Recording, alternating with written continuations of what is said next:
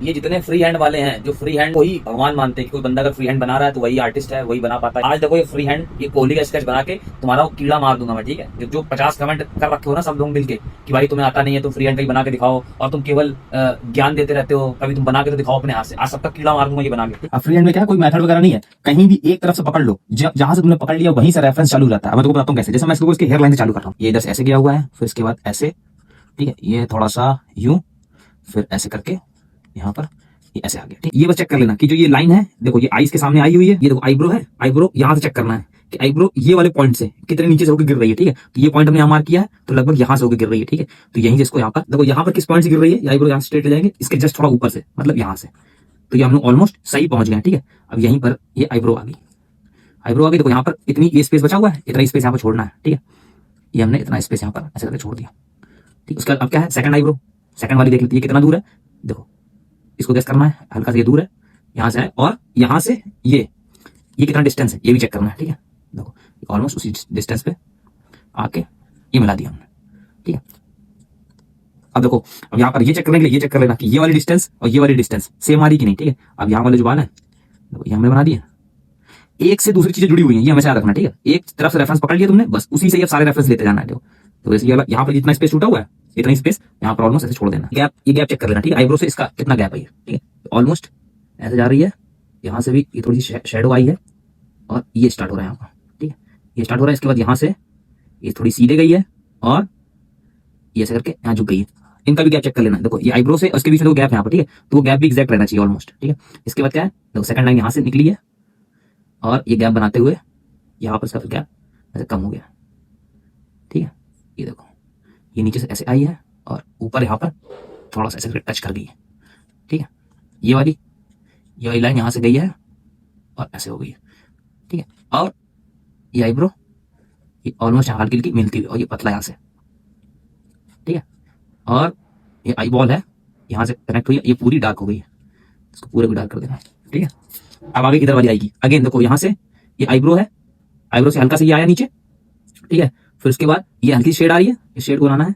ये डिस्टेंस भी चेक करते रहना, ठीक है। ये डिस्टेंस ज्यादा पतली हो जाएगी तो फिर वो अगेन फेस जो चेंज हो जाएगा, ठीक है। अभी आई देखो स्टार्ट कहाँ से हो रही है, देखो आईब्रोज कितनी दूर से स्टार्ट हो रही है, यहाँ से लगभग स्टार्ट हो रही है, ठीक है। और ये उसके ऊपर वाला पोर्शन के लिए यहाँ से गैप छोड़ा से आगे, और ये इधर वाले हैं, ठीक है। यहाँ पर हल्का सा ऐसे गया है और इधर से जो हमने लिया था वो वाले बाल ऐसे करके हैं, ओके। तो हल्की हल्की, तो ये जो है क्या है, ये हो गया मेन हमारा एक तरीके से वो बन चुका है, क्या बोलते हैं, ढांचा उसका, ठीक है। फ्री हैंड का ढांचा। अब इसमें हम क्या करेंगे, अब इसमें शेड देंगे। जब वो बन गया था, अब धीरे धीरे थोड़ा थोड़ा शेड देते जाओ और हल्का हल्का माइनर जो है, क्योंकि तो अपने पास वो तो बन के तैयार हो ही गया था, अब इसी में ही केवल शेड देते जाओ। और जहाँ डार्क है वहाँ डार्क करते जाओ, लाइट है वहाँ लाइट करते जाओ। बाल के लिए क्या, बाल के लिए सिंपल सा जो मेथड है, जहां पर बाल दिख रहे हैं उसी लाइन में ही स्ट्रोक मारते चले जाओ, अपने आप सब बाल बन के तैयार हो जाते हैं, ठीक है। जहां पर दिख रहा है मारते चले। और बेस्ट चाहिए तो फिर देखो, फिर भाई टूल्स वाली बात आ जाती है कि टूल्स यूज करने पड़ेंगे, ठीक है। अब देखो ये ब्लैक वाली है, ये 6 वाली, अब ये इतनी डार्क है कि जहां मार दो वहीं सीधे एकदम परचा ही खींचेगा डायरेक्ट, ठीक है। उसके बाद कुछ करने की जरूरत नहीं है, एक ही बार सब काला कर देती है भाई। इसीलिए टूल्स इंपॉर्टेंट होते हैं, कैफ्लॉक से जल्दी हो जाता है ना। ऐसे घंटों गोली चलाएंगे।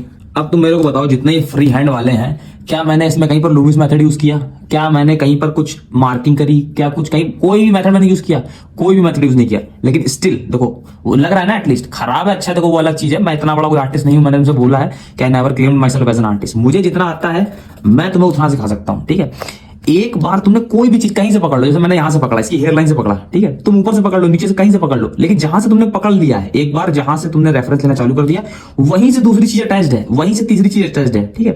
उसको ही देखते चले जाओ। जैसे मैंने यहां से पकड़ा, ये हेयर लाइन से पकड़ा, हेयर लाइन से पकड़ा, तो अभी हेयर लाइन के पास ये वाला आईब्रो है, ये आईब्रो बना है। इसके बाद ये आईब्रो इससे कितनी दूर है, जहां से भी दूर आ रहा है, जैसे ये लाइन है तो ये लाइन से कितने यहाँ पर डाउन से गिर रहा है, एक बार तुमने वो सटीक मार दिया। उसके बाद ये देख लो कि साइड वाला देखो कितना इसके पास में, ये पास है तो इससे ये नीचे कितना है, ठीक है। है, ईयर देखो कहां से आ रहा है, एक से सारी चीजें जुड़ी हुई हैं, तुमने एक जगह से पकड़ लो, उसके बाद सब खुद ब खुद जो दूसरे से एक दूसरे से जुड़ती हुई, इतना आंखों से तुम देख देख के अंदाजा लेते हुए ऑलमोस्ट मतलब इतना बना दोगे कि हाँ वो अच्छा लगेगा और आदमी पहचान में आ जाएगा। ठीक है, तो ये जितने फ्री हैंड वाले हैं और जो मेरी आईडी पे मेरी स्किल चेक करने आते हैं, तुम्हें बनाना नहीं आता, ठीक है, कि तुम कुछ बनाते नहीं, कभी तुमने दिखाया नहीं, अब तुम्हें मेरे देखने ना देखने बनाने से लेना देना है कि अपनी स्किल सुधारने से लेना देना। ठीक है, अब मैं तो कह रहा मुझे कुछ आता ही नहीं है, ठीक है, ये सब मैंने छापा है, सब मैंने बनाई, ये भी मैंने ट्रिक से ही बना दिया। ठीक है, मुझे कुछ नहीं आता, और मैं इतनी बार मैं बोल चुका हूँ कि मैं केवल यहाँ पर बिगिनर्स के लिए हूँ। ठीक है, जो अपने आप में लगाता है क्या नाम है आर्टिस्ट, वो भैया मैंने कई बार बोल रखा है कि अपना गुरु जो है दूसरा करिए, कोई अच्छा गुरु करिए,